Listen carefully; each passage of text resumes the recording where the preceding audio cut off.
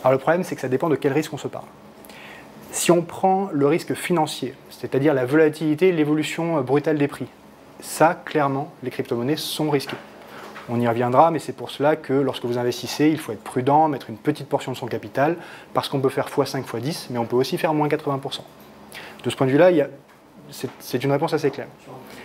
Après, si vous parlez d'autres risques, par exemple le risque technologique, en réalité, un Bitcoin, par exemple, le réseau Bitcoin, est beaucoup plus résilient que vos systèmes bancaires traditionnels. Le Bitcoin a tourné depuis l'année 2010, fin d'année 2010, sans aucun problème, donc depuis plus de 11 ans, alors que chaque année, vous avez des soucis, des banques connaissent des soucis ou des systèmes de paiement interbancaire connaissent des problèmes qui vous empêchent de payer ou qui font que vous êtes prélevé 2 fois. Et ce type de problématique, vous ne l'avez pas aujourd'hui sur le réseau Bitcoin. Donc de ce point de vue-là, il est plus sécurisé.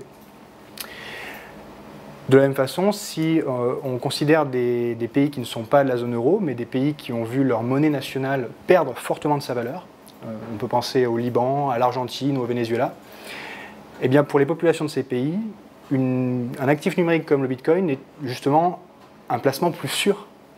Quand bien même il est volatile, il est toujours plus sûr que la monnaie nationale.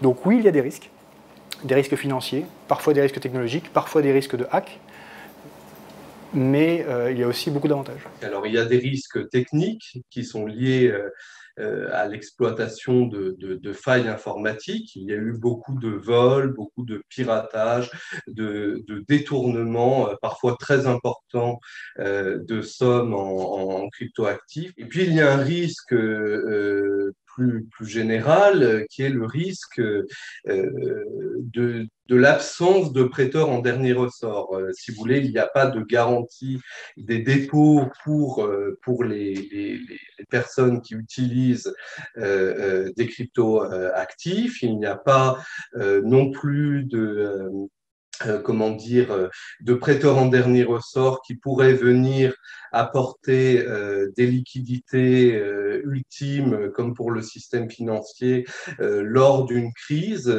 Donc là, vraiment, les personnes qui investissent sont livrées face à elles-mêmes.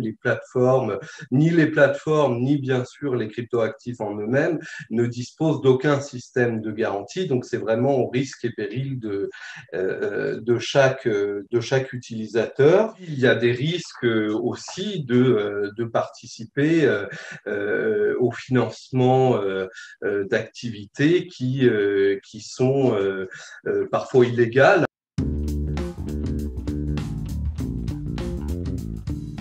Aujourd'hui,